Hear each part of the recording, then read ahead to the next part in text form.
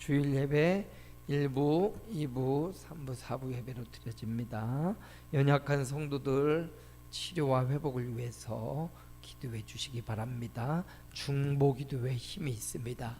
한 마음으로 성도들이 한 기도의 제목을 놓고 기도하는데 힘이 있어요. 기도해 주시기 바랍니다. 성도들의 무더운 여름철 식사 당번으로 수고하시는 분들 감사하며 맛있게 식탁 교제 꼭 하시기 바랍니다.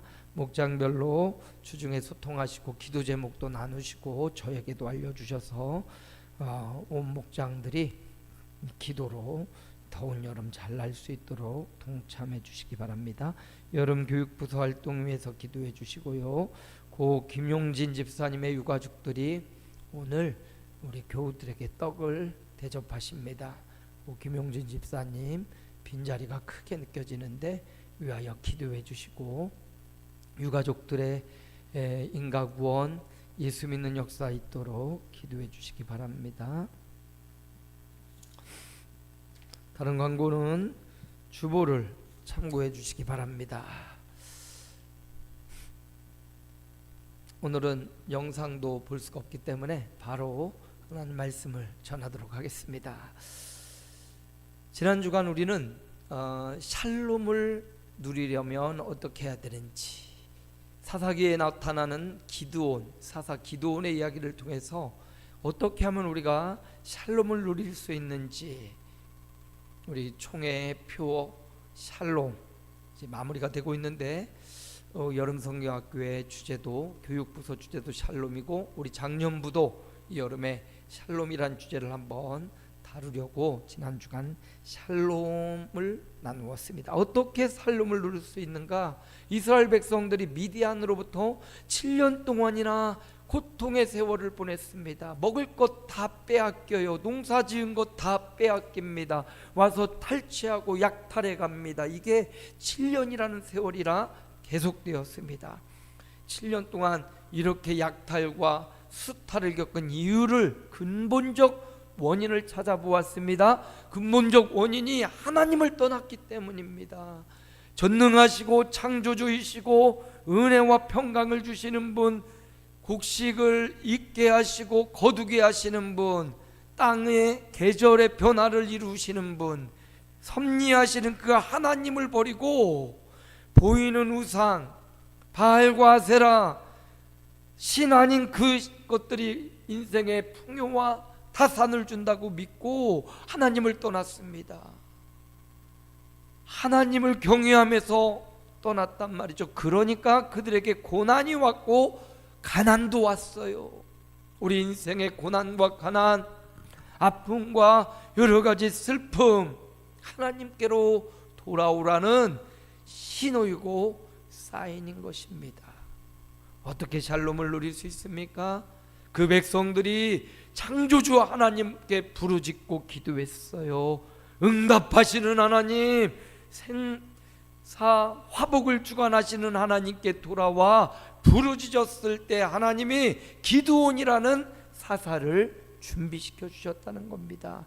우리가 여호와 샬롬을 누리기 위해서는 여호와께로 돌아가고 창조주 하나님께 생사 화복을 주관하시는 하나님을 찾고 부르짖고 여호와께로 돌아올 때 우리는 샬롬을 누릴 수 있는 겁니다. 또 어떻게 샬롬을 누릴 수 있어요? 기드온이 하나님의 사자를 만나고 하나님의 사자를 대접하며 제단을 쌓았습니다. 그 여호와의 제단을 쌓고 하나님의 사람을 만난 감격에 내가 죽게 되었구나, 너는 죽지 아니하리라 그랬을 때 기드온이 또다시 제단을 쌓아요. 그리고 나서 우상을 다 쪼개 부시고 그 우상 목각으로, 나무로 만든 우상 그 목각을 갖다가 또다시 산에 올라가서 그걸 불태워 거기에 제단을 쌓습니다. 여호와 샬롬은 제단을 쌓는 곳에 임하는 것이구나. 기도의 제단을 쌓고 믿음의 제단을 쌓고 예배의 제단을 쌓고, 오늘 아브라함도 가는 곳마다 제단을 쌓았습니다. 이삭도 마찬가지, 야곱도 가는 곳마다 제단을 쌓았고, 기드온도 이렇게 제단을 쌓았을 때 하나님이 그 제단 위에 임하시고 이스라엘 백성 7년 동안의 고통과 압제와 소름에서 구원하셨던 것입니다. 우리도 마찬가지예요. 우리의 인생에 고난과 가난과 슬픔과 아픔은 계속해서 반복됩니다. 그런 안 좋은 일들의 반복 가운데서 혹은 좋은 일들이 우리 삶 가운데 행복하게 할 바로 그때가 뭐일 때냐면 제단을 쌓을 때라고요.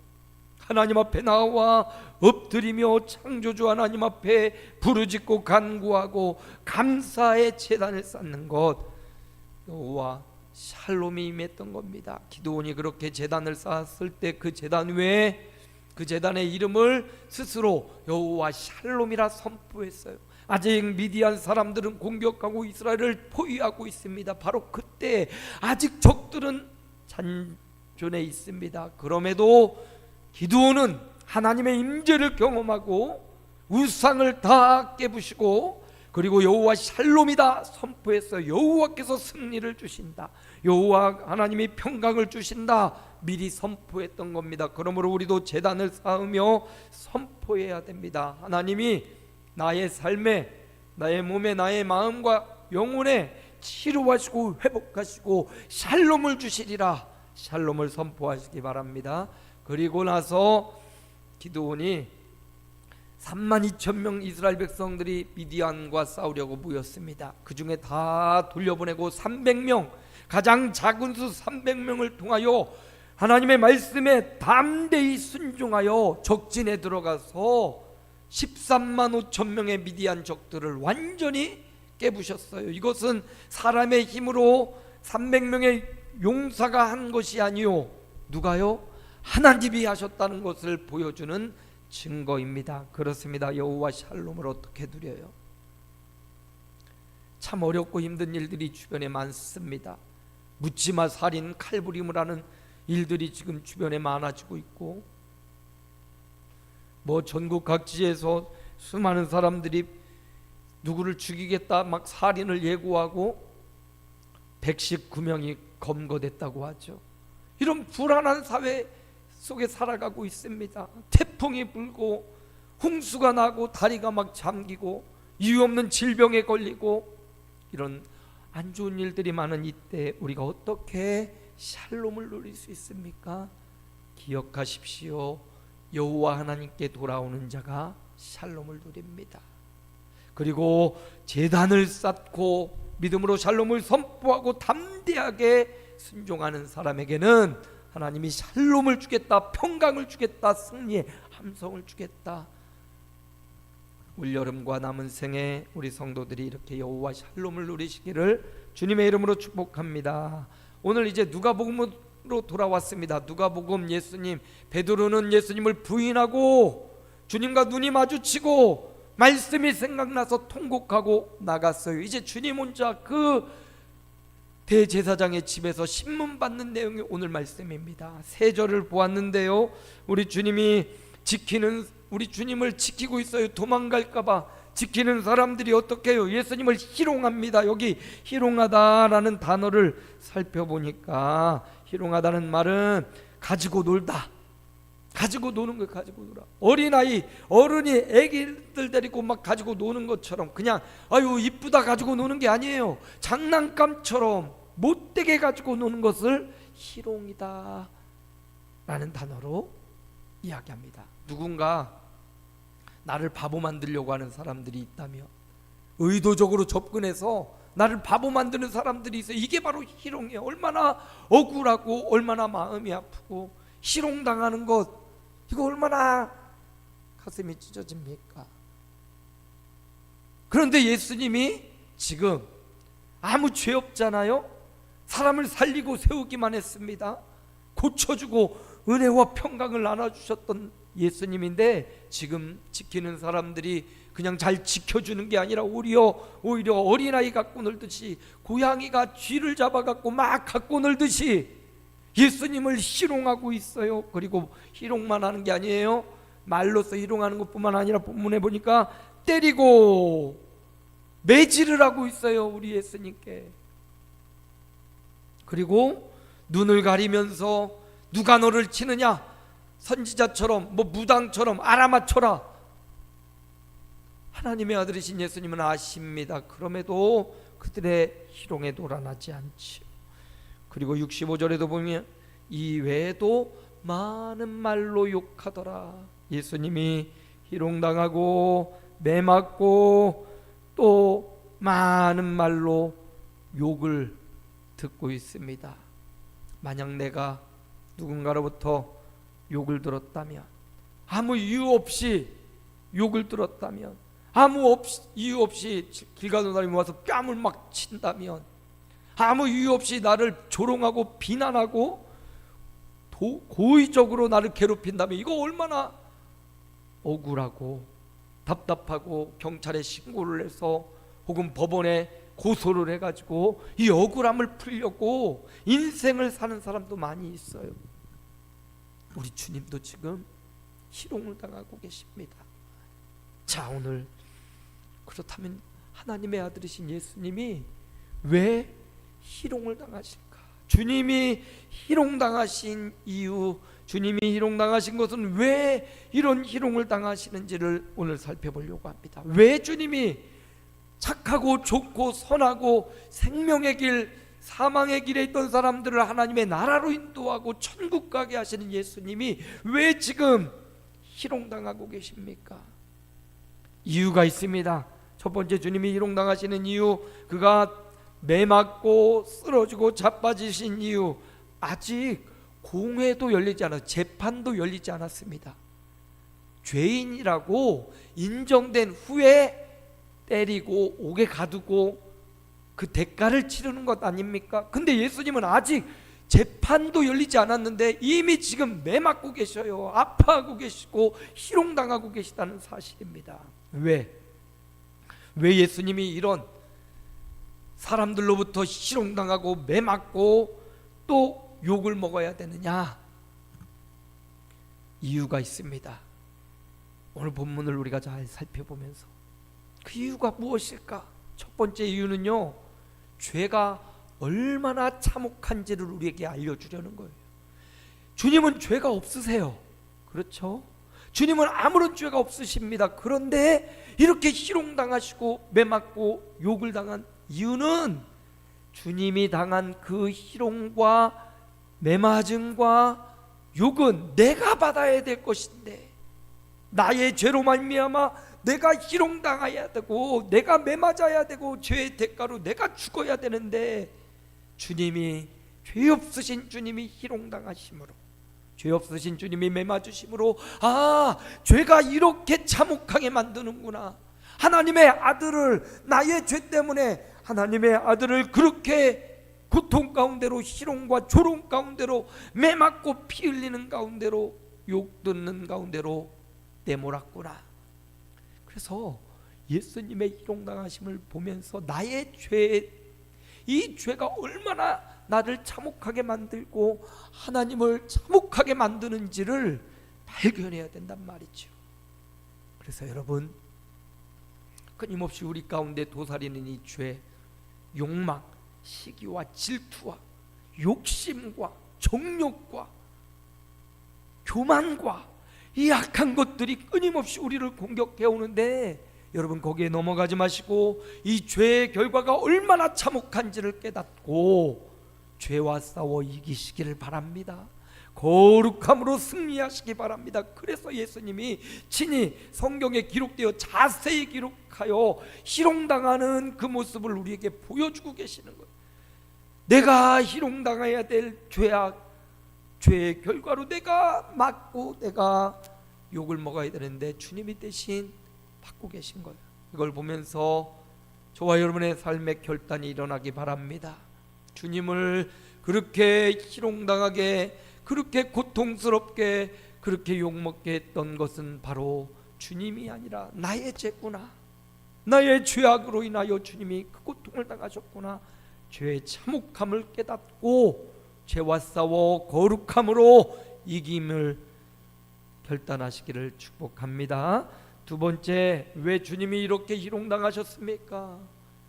왜 주님이 이렇게 아파하시고 놀림당하고 왜 주님이 이렇게 조롱, 비웃음을 당하셨습니까? 그것은 우리를 구원하시기 위함이었습니다. 저와 여러분을 구원하시려고 희롱당하시고 맞고 욕을 먹으면서도 참아내신 거예요. 주님이 능력이 없어서 그런 것 아닙니다. 주님은 능력이 많으셨어요. 그런데도 왜 희롱을 당하셨습니까? 나를 구원하시려고, 여러분을 구원하시려고. 에베소 2장에 보니까 허물과 죄로 죽은 우리를 그리스도와 함께 살리셨다. 너희는 은혜로 구원을 받은 것이라. 그렇습니다. 우리를 건져내시려고, 구원하려고 자신을 희생하신 겁니다. 그러므로 여러분, 주님의 그 구원의 은총을 헛되이 만들면 안 될 겁니다. 주님의 희롱, 주님의 욕, 주님의 매맞음을 헛되이 하지 않으려면 구원의 감격을 회복해야 됩니다. 이사야서에 보니까 그가 찔림은 우리의 허물 때문이요, 그가 상함은 우리의 죄악 때문이라. 그가 징계를 받음으로 우리는 평화를 누리고, 그가 채찍에 맞음으로 우리는 나음을 받았도다. 여기서 그는 예수님을 말합니다. 예수님이 찔리고 상하고 징계받고 채찍에 맞으셨습니다. 이유는 뭐예요? 나의 허물 때문이고 나의 평화를 위함이고 나의 나음을 위하여 주님이 찔리고 희롱당하셨다는 사실, 이 일을 통해서 주님이 우리를 구원하셨다라는 사실, 이 구원의 감격을 잃어버리면 안 돼요. 주님이 날 구원하시니 구원의 감격을 놓쳐버리면 안 돼요. 이 땅에 질병과 아픔이 와서 결국은 죽음을 향하여 모두 다 달려가고 있습니다. 그러나 우리의 육체의 죽음으로 끝이 아니라 영원한 세계가 있기에, 여러분, 영원한 생명과 구원이 있기에 주님이 희롱당함을 통하여 구원의 감격을 잊지 말라고 우리에게 희롱당하심을 친히 보여주시는 겁니다. 죄의 참혹함을 알고 그리고 구원의 감격을 회복하라고 우리 주님이 이런 오늘 말씀의 교훈을 우리에게 주신 것입니다. 또 하나, 세 번째, 우리 주님이 희롱당하신 것은 어떤 이유입니까? 고린도후서 6장에 보니까 이런 말씀이 나와요. 제가 읽어드립니다. 고린도후서 6장 1절에 보니까 우리가 하나님과 함께 일하는 자로서 너희를 권하노니 하나님의 은혜를 헛되이 받지 말라. 하나님의 은혜를 헛되이 받지 말라, 헛되게 하지 말라, 무가치하게 만들지 말라. 이 말은 주님이 이런 희롱과 이런 수모와 이런 순환을 당하심으로 우리에게 기대하는 바가 있다는 거예요. 부모가 자녀를 사랑으로 길러요. 진자리 마른 자리 자녀를 위하여 손발이 다닳도록 우리 어머니들이 자녀들을 막 그렇게 사랑으로 기르잖아요. 왜 그렇게 그럽니까? 그렇게 잘 먹여놓고 잘 길러놔서 나쁜 일하고 사회에 나가 악영향을 끼치고 그러라고 자녀를 양육하는 것 아니잖아요.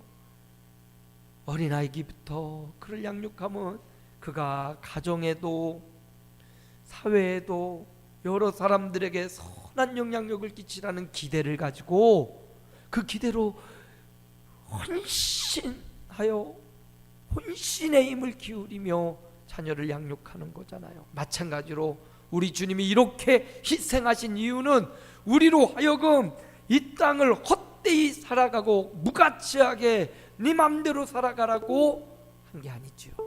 헛된 삶을 살지 말라고 주님이 우리에게 희롱당하시면서까지도 참고 그 죄악의 대가를 다 홀로 스펀지처럼 쭉 빨아들이셔서 희롱당하고 고통 가운데 계신 겁니다. 그러므로 우리는 결단하고 깨달아야 됩니다. 주님의 십자가, 주님의 희롱과 이 고난과 순환을 보면서 내가 헛되이 살면 안 되겠구나. 예? 허망한 삶을 살면 안 되겠구나. 세월 지나갈수록 그냥 허망하고 헛되게 살지 말고 오히려 더 예배하며 살아야 되겠구나. 믿음으로 살아야 되겠구나. 하나님을 잘 경외하며 살아야겠구나. 이런 결단이 일어나야 된다고요. 그래서 고린도서의 은혜를 헛되이 받지 말라. 여러분, 우리가 살아오면서 받은 은혜가 얼마나 많습니까? 여기까지 우리가 살아있고 오늘 지금 하나님 앞에 예비할 수 있는 것도 하나님의 은혜였어요. 수많은 고난과 고통의 세월들이 과거에 있지 않았습니까? 누군가는 죽음의 위기도 있었을 거고, 질병으로부터 어려움을 겪을 때도 있고, 사기당한 경험도 있고, 배반당한 아픔도 있을 것이고, 여러 가지 슬픔과 괴로움도 있었고, 간간히 즐겁고 행복한 일도 있었을 겁니다. 이 모든 것이 뭐라고요? 하나님의 은혜였다고요. 그 은혜를 주셨다는 것은 헛된 삶을 살지 말라는 하나님의 가르침이에요. 헛되게 살지 말라. 헛되다라는 이야기는 솔로몬이 가장 많이 했지요. 가장 지혜로웠던 솔로몬이 헛되고 헛되니 모든 것이 헛되도다 이렇게 말했습니다. 모든 것을 가져봐도 채울 수 없는 그 마음의 영적인 공황. 솔로몬처럼 지혜로운 사람, 모든 것을 말해도 술술술술 말이 풀려요. 식물하면 이 나무를 보고서 이 나무가 어떻게 자라나고 어떻게 잘 자라고 몇 번씩 물을 줘야 되고 어떻게 하면 크고 어떻게 하면 잎이 나오고, 솔로몬은 동물, 식물, 하늘의 별들, 건축, 뭐 삶에 있는 모든 이야기를 지혜로 통달하여서 술술술술 삶의 교훈으로 잘 풀어내는 지혜로운 사람. 그 지혜도 누가 줬습니까? 하나님이 주셨어요. 하나님이 주신 그 지혜로 세상 수많은 사람들의 감명과 감동을 줬던 근데요, 그가 전도서에 보니까 헛되고 헛되대요. 내가 지혜로워서 말을 너무 잘하고 막 사람들의 막 우와 어떻게 저렇게 말을 잘해? 이런 추앙을 받고 많은 사람들의 칭찬을 받아도 헛되대요. 내가 재물이 많았어요. 솔로몬이 막 재물이 얼마나 많았습니까? 다윗이 남겨둔 재산도 있고 자기 스스로 가서 재산을 모은 것도 어마어마하게 많았습니다. 금을 캐우고 은은 너무 흔했대요. 솔로몬 당시 그렇게 수많은 금은보화 재산들, 또 동물, 그 나라에 없는 동물들을 막 전 세계에서 수입해 와가지고 동물의 신비한 것도 보고 모든 것을 누려본 솔로몬이 헛되다고. 여러분, 오늘 무엇 때문에 아둥바둥 열심히 일합니까? 수고하고 땀 흘리고 직장생활하고 그렇게 삽니까?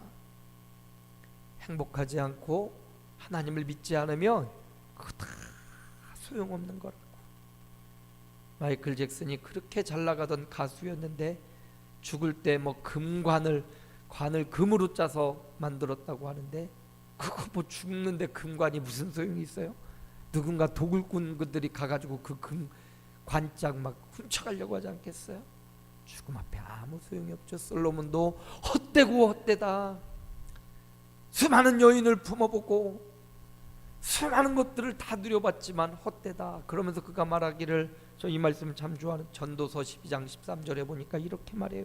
이래 결국을 다 들었으니 하나님을 경외하고 그의 명령을 지킬지어다. 우리 따라해 봅니다. 하나님을 경외하고, 다시 하나님을 경외하고 그 명령들을 지킬지어다.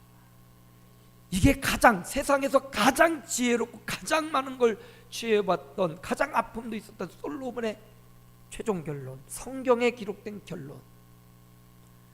하나님을 경외하고 그의 명령들을 지키며 살아라. 이게 우리의 행복이요, 이게 헛되지 않은 삶이요, 이게 가치 있는 삶이다. 많은 사람의 인정받고 칭찬받는 것 중요하지만 하나님께서 인정하지 않으면 헛되는 거죠. 그러므로 솔로몬은 하나님을 경외해라. 하나님 경외하다는 말은 사랑해라, 또 두려워해라. 사랑만 하는 게 아니에요. 두려움이 있어요. 예? 요즘 부모님들이 자녀가 한둘밖에 없으니까 자녀를 사랑만 해. 두려움을 길러주지 않아요. 엄함도 필요하잖아요. 엄함과 사랑함이 이게 같이 있는 게 경외입니다. 경외. 하나님을 경외하라는 것은 그분을 뜨겁게 사랑하는 말이고 그분을 두려워하라는 말이기도 돼요. 그리고 그의 명령들을 지킬지어다. 그 명령들은 무엇입니까? 하나님의 말씀이죠. 성경 말씀입니다. 하나님의 말씀을 내 삶에 가져와서 말씀을 지키며 살아가는 것, 이게 사람의 본분이다. 이게 행복이다. 이게 헛되지 않은 삶을 살아가는 것이다. 금은부와 세상의 많은 것을 가져도 하나님을 경외하지 않고 그 명령들을 따르지 않는다면 헛된 삶을 살아가는 거예요. 그러나 반대로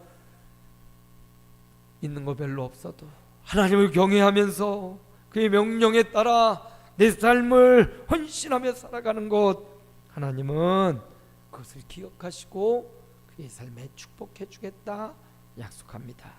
오늘 말씀의 결론을 드립니다. 우리 예수님께서 하나님의 아들이요 살아계신 하나님이신 예수님께서 사람들로부터 희롱당하고 매맞고 많은 욕을 들었습니다. 얼마나 억울하고 얼마나 답답하겠어요. 내가 지은 죄가 있다면 희롱을 받아도 좀 맞아도 욕을 해도 그래도 내가 지은 죄가 있으니까 인정될 겁니다. 그런데 아무 죄가 없어요. 예수님은 아무런 죄가 없었습니다. 그런데 죄 없는 예수님에게 희롱하고 조롱하고 갖고 놀고 속이고 비방하고 조롱하고 때리고 욕을 했습니다. 예수님이 그런 희롱을 받으신 것은 왜 그랬어요? 죄악의 참혹함을 알리기 위해서, 죄가 얼마나 비참하게 하는지를 알려주기 위해서, 저와 여러분이 그걸 알고 죄와 싸워서 이기라고 죄의 비참함을 알려주려고 희롱당하셨지요. 또 한 가지 주님이 희롱당하신 것은 우리를 구원하시기 위함이고 그 구원의 감격을 잊지 말라고. 주님이 그렇게 핏값 주고 희롱당하면서까지 우리를 구원하셨다는 그 구원의 감격을 잃어버리지 말고 잊지 말라고. 그리고 저와 여러분이 받은 은혜를 헛되이 헛된 삶을 살지 않고 가치 있고 의미 있는 삶, 하나님을 경외하고 그 명령을 따라가는 삶을 살아가라고 주님이 희롱당하셨다는 사실입니다. 그렇습니다. 그러면 우리가 어떻게 살아야겠습니까? 주님의 희롱을 보면서 죄와 싸워 이겨내시기 바랍니다. 주님의 구원의 감격을 잊지 마시기 바랍니다. 헛된 삶이 아니라 하나님을 경외하고 일평생 그의 명령을 따라 거룩